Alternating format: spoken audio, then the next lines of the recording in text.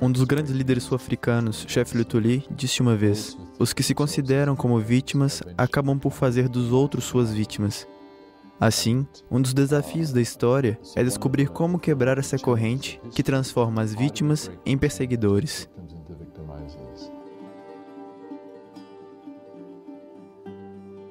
Hoje, o Net for God te leva até esse testemunho de paz.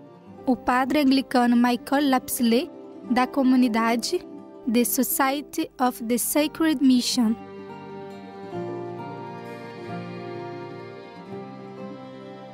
Nascido na Nova Zelândia, é enviado em 1973 à África do Sul, bem após sua ordenação, para continuar seus estudos e ser capelão dos estudantes nos campos universitários.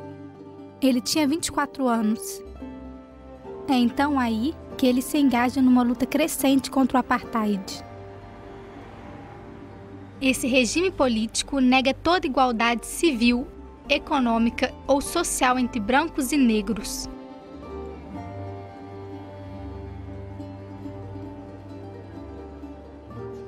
Nessa briga, vítima de uma tentativa de assassinato em 1990, ele perde suas duas mãos e a visão do olho direito.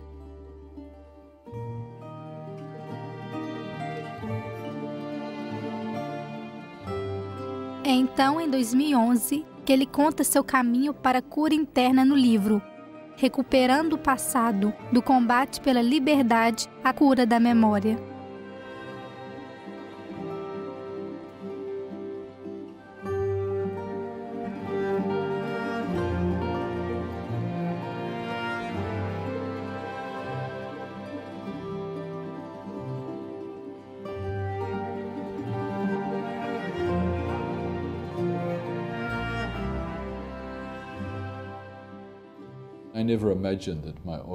Eu não imaginava que minha vida seria um dia ligada à história do povo sul-africano. Eu entrei numa ordem religiosa para virar padre. A acolhida das pessoas de diferentes etnias, tanto na casa de meus pais quanto na minha paróquia, me marcou intensamente e chegou a orientar a minha vida. Para mim, ser um discípulo de Jesus Cristo, desde minha infância, nunca teve nenhuma ligação com questão racial. E isso me preparou, de certo modo, para a África do Sul. Mas acho que quando cheguei, eu pensava encontrar três grupos de pessoas: os oprimidos, os opressores e a raça humana à qual eu pertenceria.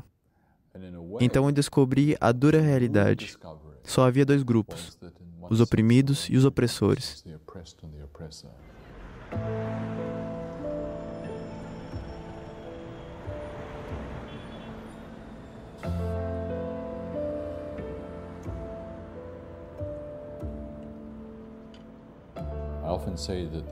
Eu costumo dizer que quando cheguei na África, eu deixei de ser um humano e me transformei em um homem branco. Pois de uma hora para outra, a cor da minha pele decidia todos os detalhes da minha vida.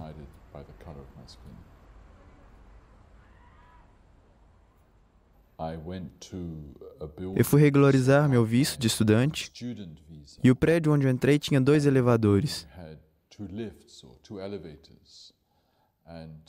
Um dizia reservado aos brancos e o outro dizia mercadorias ou pacotes e pessoas não brancas. Por todos esses anos, essa imagem não saía da minha cabeça.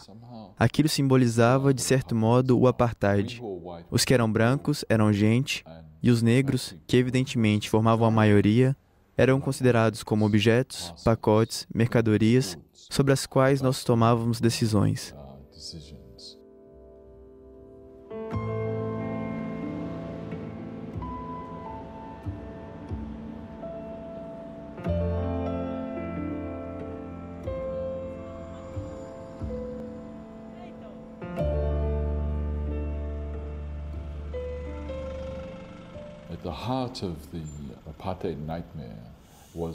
No meio desse pesadelo, havia o fato de que o poder político estava exclusivamente nas mãos da minoria branca. As pessoas brancas representavam aproximadamente 5 milhões. Os negros, por volta de 40 milhões. Mas nós que éramos brancos, éramos os únicos com direito de votar. Até mesmo a última Constituição branca do governo apartheid tinha em seu prefácio: guiados por Deus de geração em geração.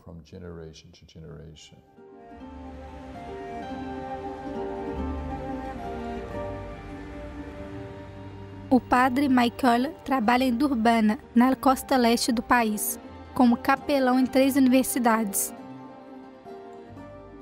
Ele então encontra e orienta espiritualmente jovens, estudantes de todas as raças.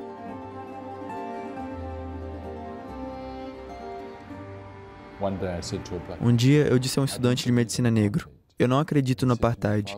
Ele me respondeu: padre, é gentil de sua parte, mas onde mesmo você vai dormir essa noite? É claro, eu voltava para dormir no bairro dos brancos. Assim, eu podia escolher ser contra o apartheid, mas eu o fazia pertencendo ao lado dos beneficiados.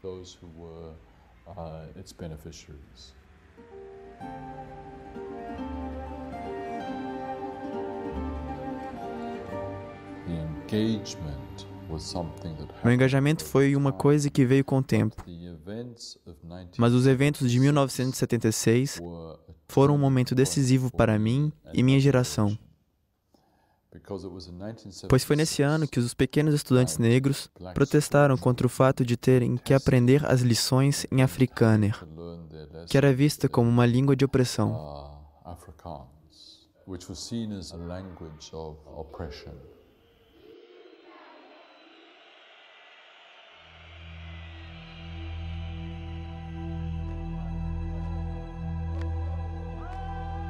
De fato, em 16 de junho de 1976, 20 mil estudantes se reuniram a Soweto, na periferia de Joanesburgo, para fazer um grande protesto pacífico e dizer não ao africaner do povo branco.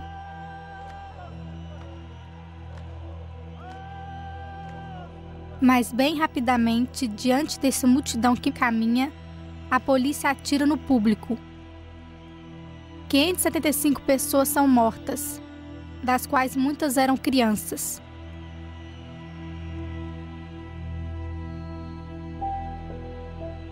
A violência fatal dessa quarta-feira de junho é ouvida por todo o país. Soweto se transforma no epicentro de um movimento racial que não cessaria mais.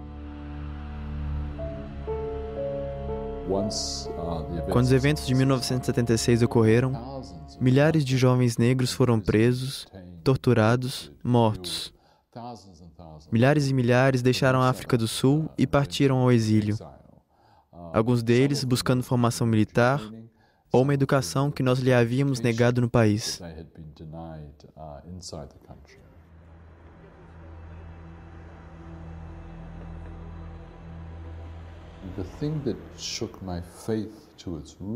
O que abalou minha fé até as raízes foi me dar conta de que os que matavam as crianças eram pessoas que liam a Bíblia todos os dias, que iam à igreja no domingo, mas atiravam nas crianças. Eu havia sido até então um pacifista convencido e acreditava que poderíamos conseguir a justiça em todos os casos sem o uso da violência.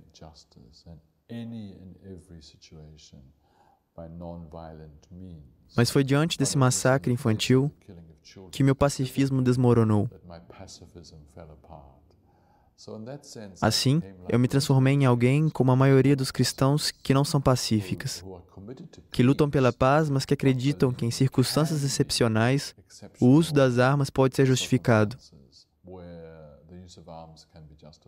E então, assim, eu me associei ao ANC da África do Sul, à organização de Nelson Mandela, e me tornei capelão, pastor e padre no seio do movimento de liberação.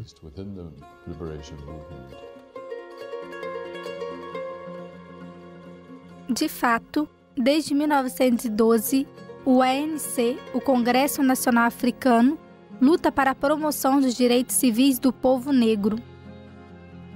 Mas em 1961, diante do fracasso de uma estratégia até então não violenta, Nelson Mandela cria uma ala militar que leva o movimento à resistência armada. preso e condenado à pena perpétua na ilha Robben Island, Nelson Mandela se transforma no símbolo internacional da luta contra o apartheid.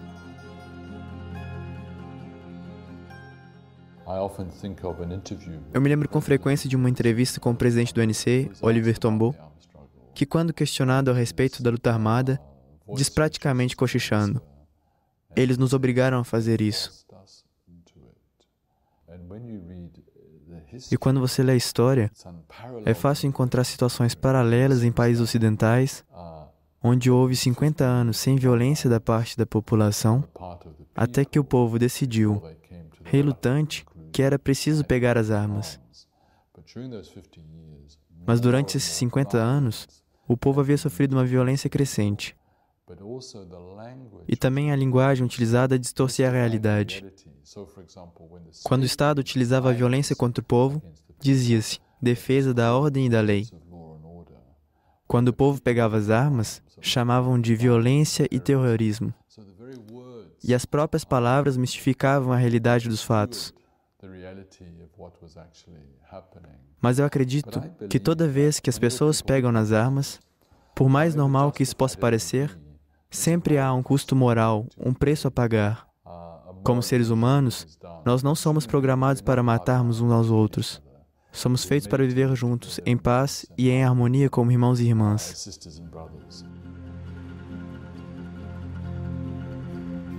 Eleito capelão nacional pelos estudantes anglicanos, o padre Mike Oller denuncia publicamente a injustiça do apartheid, as prisões abusivas e o uso da tortura. É aí que o regime o expulsa do país. Em parceria com sua comunidade, em setembro de 1976, ele vai a Lesotho e depois a Zimbábue.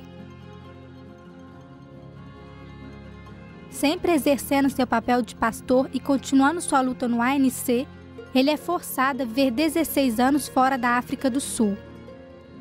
Então, ele viaja por todo o mundo para anunciar as questões de justiça e a verdade sobre essa nação.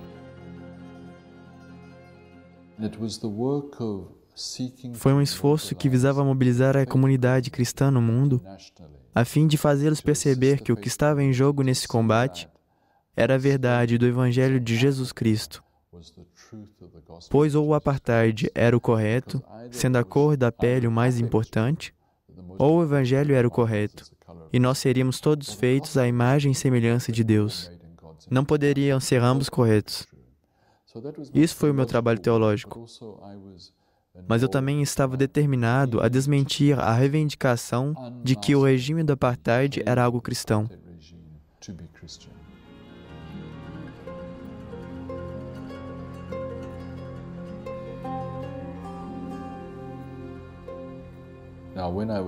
Quando fui viver no Zimbábue, em um certo momento as autoridades vieram até mim e disseram: nós sabemos que você está na lista do governo sul-africano de pessoas a serem eliminadas. E durante vários anos, eu vivi rodeado de guardas armados 24 horas por dia. Minha teologia era uma ameaça para o governo do apartheid. E nas minhas viagens pelo mundo, eu dizia: o apartheid é uma decisão de morte, tomada em nome do Evangelho da vida. E, de certo modo, enquanto tentavam me matar, eles ilustravam o meu ponto de vista. Então, em abril de 1990, 3 meses depois que Nelson Mandela saiu da prisão, eu recebi uma carta-bomba pelo correio, enviada pelo governo do apartheid.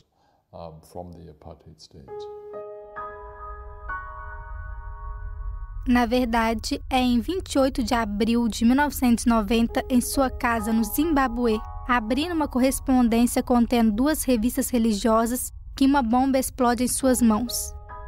Padre Mike Oller perde a visão de seu olho direito, suas mãos e seus tímpanos se romperam.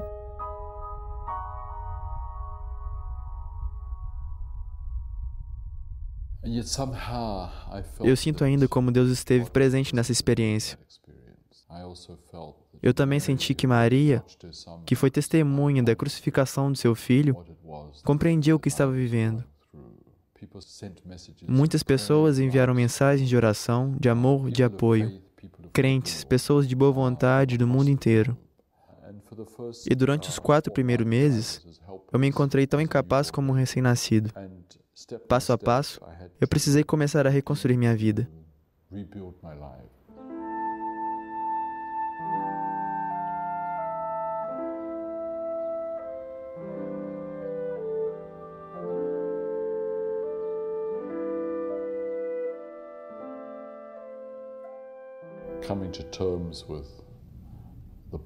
Assim que realizei a evidência de que eu seria enfermo durante toda a minha vida, eu me lembro de ter visto um ícone que representava Jesus com uma perna mais curta que a outra.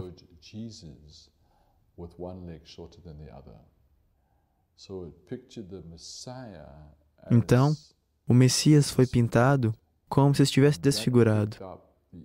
E isso retomava, em Isaías, a imagem desfigurada do servo sofredor, sem nenhuma aparência humana. E isso foi para mim uma ajuda espiritual, para aceitar o fato de que essa ferida física iria se tornar a história do resto da minha vida.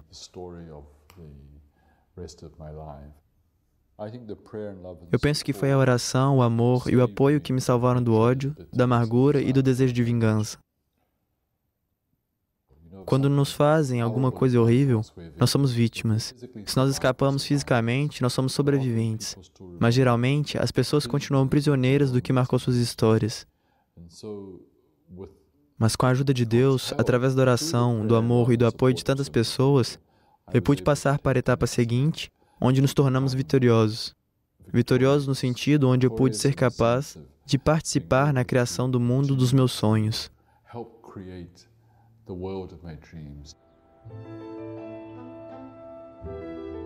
A convalescência do pai de Michael dura mais de 1 ano na Austrália e no Zimbábue.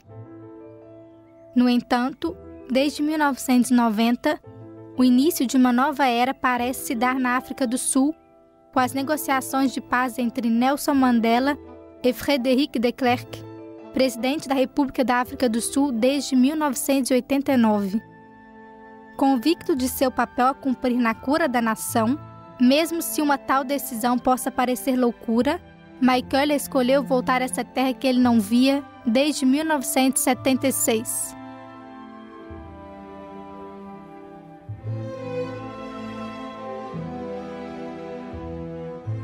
Procurando restabelecer seus contatos pessoais, ele encontra Dom Desmond Tutu, arcebispo anglicano da cidade do Cabo, no sul do país.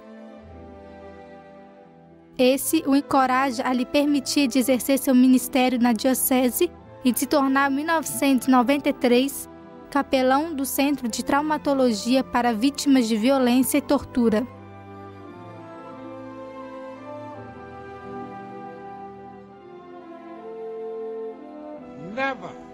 Que nunca mais esse belo país conheça a opressão de um homem pelo outro.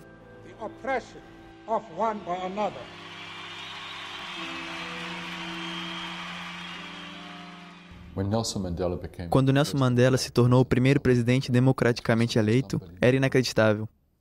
Nós éramos testemunhas. Nós fazíamos parte desse momento extraordinário de transição do pesadelo do apartheid para o começo de um Estado democrático. E de um lado, meu próprio caminho é um reflexo, na sua pequena medida, do caminho da África do Sul. Porque houve um período onde nós tivemos de lutar para matar o monstro, mas agora era um período diferente. Era o tempo de se reconciliar, curar, reconstruir. Nós tivemos uma comissão Verdade e Reconciliação, conduzida pelo arcebispo Desmond Tutu, e essa comissão nos deu uma enorme vantagem para enfrentar nossa ferida. Na verdade, durante mais de 4 anos, nas audiências organizadas pela comissão, milhares de culpados revelam os crimes que eles cometeram em nome do apartheid e obtêm assim o perdão da nação. E numerosas vítimas foram levadas a perdoar. Trocando verdade por reconciliação, a África do Sul se libera passo a passo do apartheid, evitando um banho de sangue,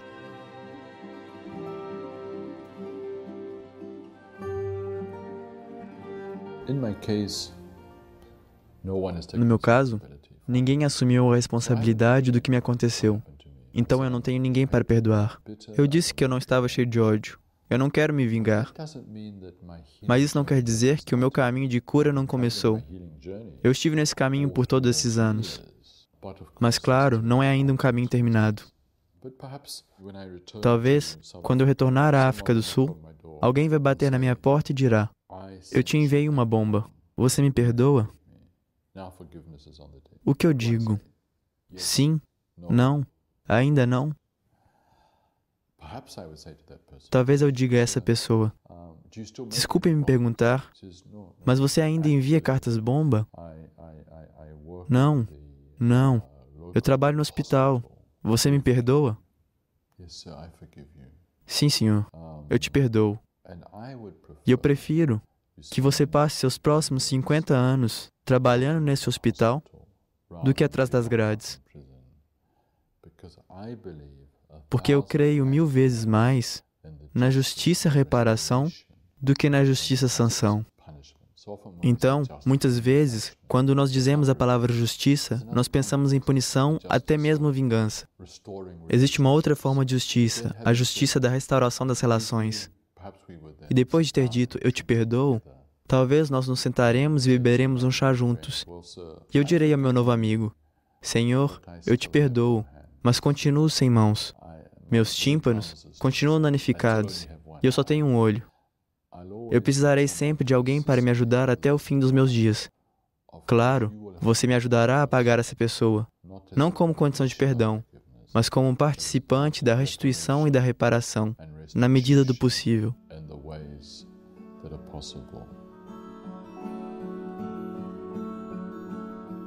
Com sua experiência, consiste que milhões de outras pessoas sofreram terrivelmente, Michael Lapsley concebe em 1998, na cidade do Cabo, o Instituto pela Cura das Memórias.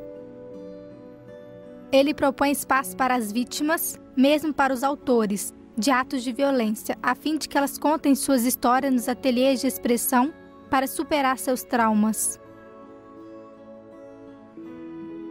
Hoje, Padre Michael percorre o mundo para propagar esse trabalho de cura na África e em numerosos países.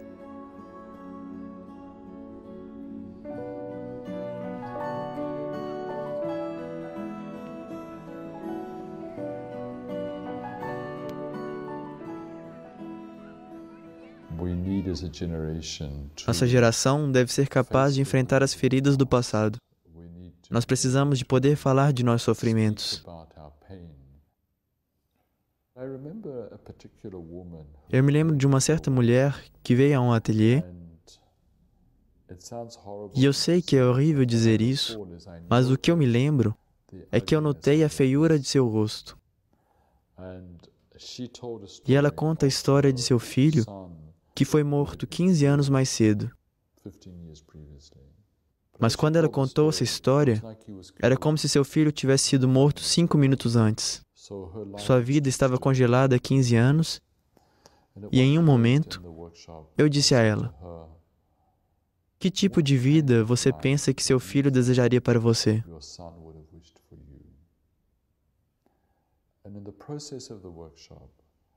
E vivendo o ateliê, seu caminho não era esquecer seu filho, mas deixá-lo repousar em paz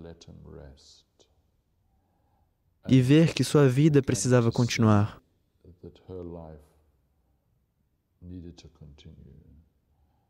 E no último dia, eu pude passar diante dela sem percebê-la, pois as rugas de seu rosto haviam mudado. Ela se tornou radiante.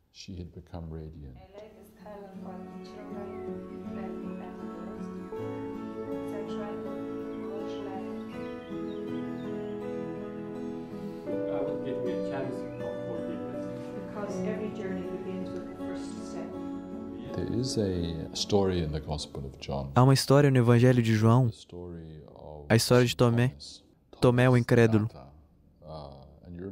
Os discípulos estão reunidos, as portas estão trancadas, Tomé está presente e o Cristo ressuscitado aparece.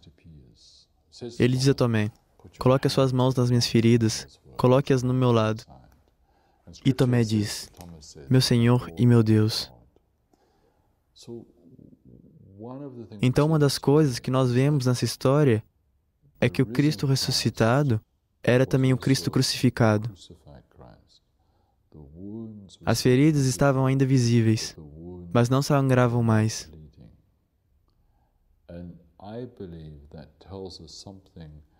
E eu creio que isso esclarece o convite que Deus nos faz,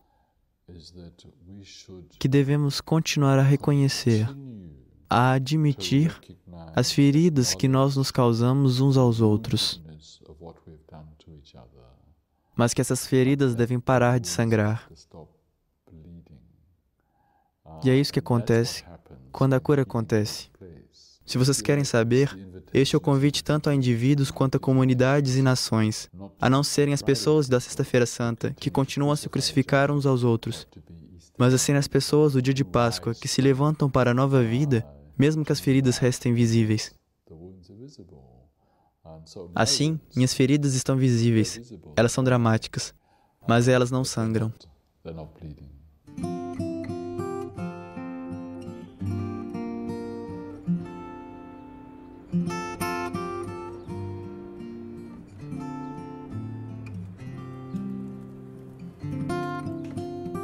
Para este mês, nós podemos rezar pelo Padre Michael Lapsley, pelo seu ministério, assim como por todos aqueles que trabalham pela reconciliação e pela cura das memórias dos povos através do mundo. A palavra de Deus deste mês está no livro de Isaías, capítulo 53, versículo 5. Mas ele foi castigado por nossos crimes e esmagado por nossas iniquidades. O castigo que nos salva pesou sobre ele. Fomos curados graças às suas chagas.